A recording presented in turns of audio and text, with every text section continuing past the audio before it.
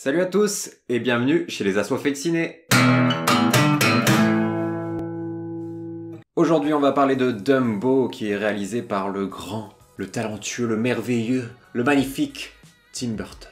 Ce qui est bien c'est que je n'exagère pas du tout. Tim Burton, c'est un de nos réalisateurs préférés. Il a fait de très bons films comme Sweeney Todd, Big Fish, Sleepy Hollow, Chérie à chocolaterie, Beetlejuice, Éternel d'argent et j'en passe. Alors t'en as pensé quoi de ce film? C'était sympa, moi j'ai bien aimé cette version de Dumbo par Tim Burton. On a revu récemment le dessin animé et il est très court et les personnages humains sont très effacés, donc je me disais bien que Tim Burton allait réussir à raconter autre chose. Et oui, il a réussi à nous raconter pas mal d'autres choses, même si bon, on se dit qu'au bout du compte, ce qu'il nous raconte c'est pas non plus incroyable. C'est du tout public, on sent que la cible principale c'est quand même les enfants. J'avais peur parce que la dernière fois que Tim Burton a fait un film pour Disney, j'ai été plutôt déçu, j'ai trouvé ça assez moyen, donc c'était Alice au Pays des Merveilles. Toi t'avais un peu plus aimé que moi. Ouais.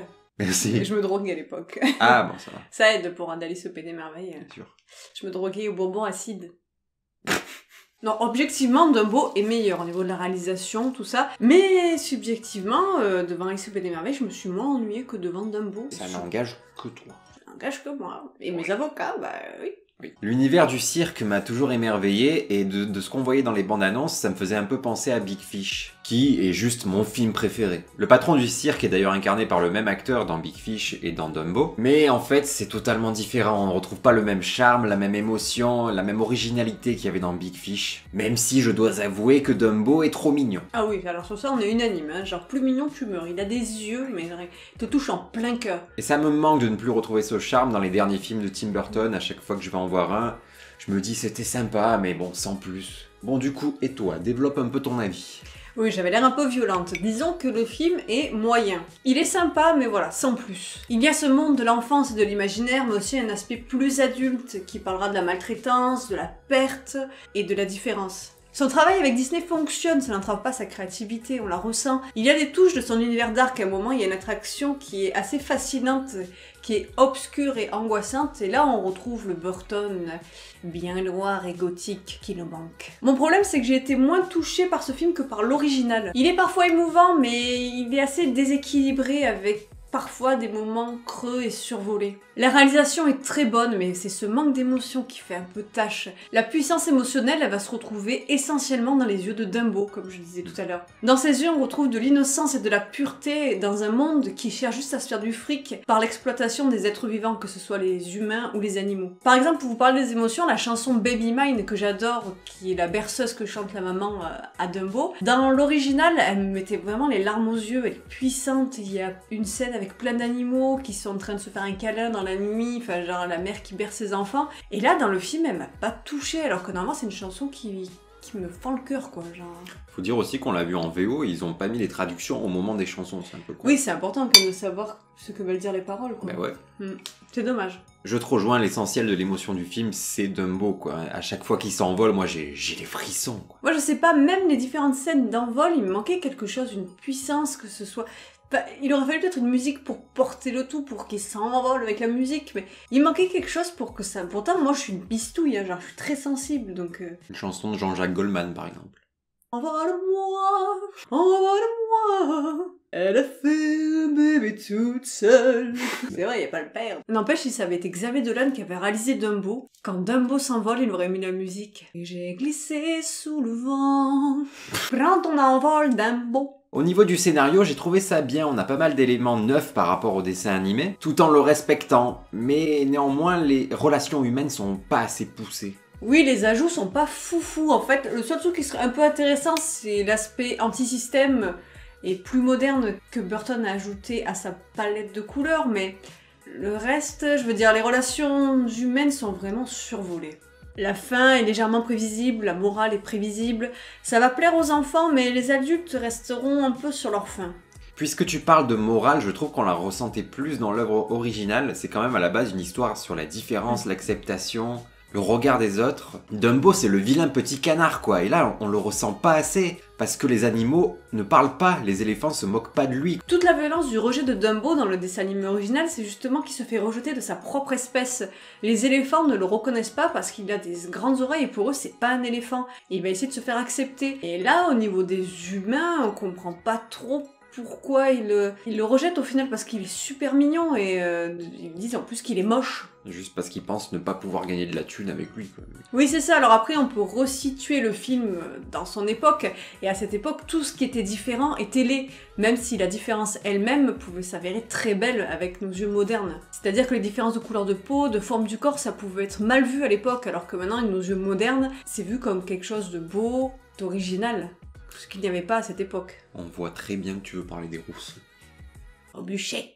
Donc au niveau de la différence, il y a un peu moins de pression pour ce Dumbo. Il y a les humains qui rigolent parce que voilà, il est un petit peu... Il est rigolo quoi, mais il n'y a pas les éléphants qui disent « Ouais, t'es pas un éléphant, on veut pas de toi », tout ça c'était quand même assez violent et c'est ce qui poussait Dumbo à être très triste.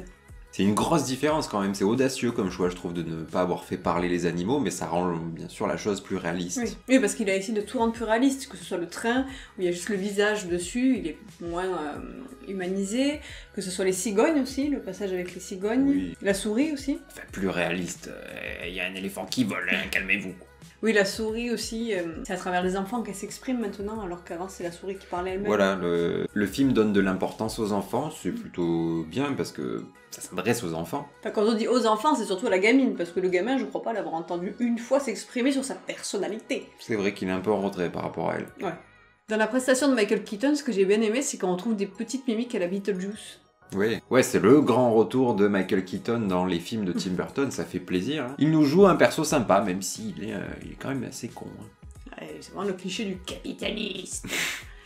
Je compte mes sous sur vos cadavres. Dans ce film, il y a de très beaux décors, ça, il n'y a rien à redire à ce sujet-là. Et à un moment dans le dessin animé, il y a un gros délire psychédélique avec des éléphants roses quand Dumbo est bourré, en fait, hein, il est littéralement bourré au champagne. Et là, Tim Burton a réussi à l'introduire de manière plutôt habile. Très belle scène, ouais, j'ai bien aimé. Même si Dumbo n'est pas bourré et qu'il va des trucs en mode... Et que c'est moins psychédélique. Et pourtant, il a pas bu, mais il est comme ça, il fait...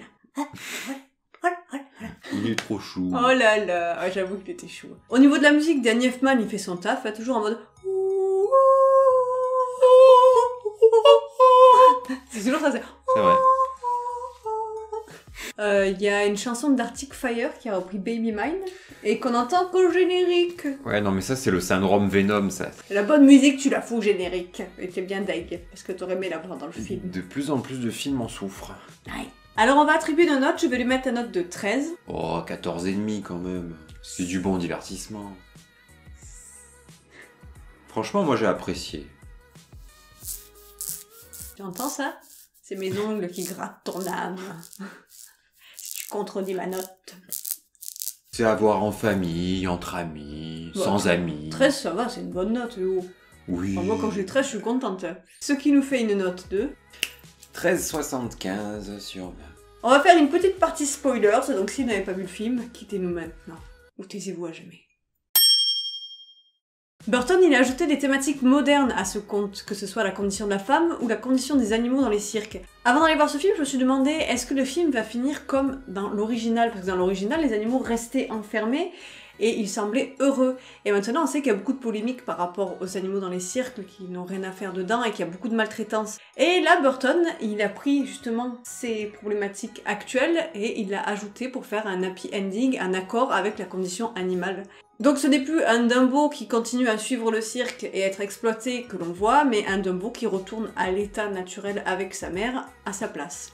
C'est par rapport à la petite fille qu'on va voir la thématique sur la condition de la femme, c'est-à-dire que, bon, on voit toujours en elle quand même l'aspect princesse Disney qui veut autre chose, tout ça, mais là, on lui dit, Claire, fais un numéro, tais-toi et sois belle, mais elle veut plus, elle veut devenir une scientifique, faire progresser la société. Bon, c'est vrai qu'à cette époque, une femme qui voulait ça, c'était niette, quoi. Mais ce qu'on peut reprocher au film, c'est que du coup, son frère passe complètement à la trappe. Il n'est pas du tout à exploiter ce personnage. L'amour maternel est le thème central du film. Hein.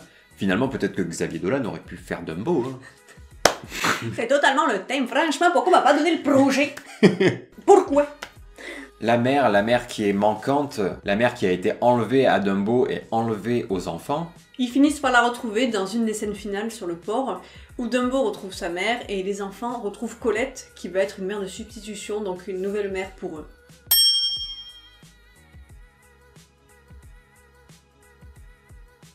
Je vous conseille pour ma part d'aller voir Dumbo au cinéma. Bon allez, moi aussi, soyons fous.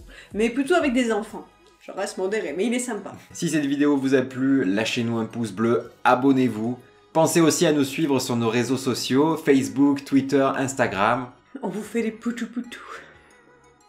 Tu es mon tout petit, je vais te manger avec du kiri.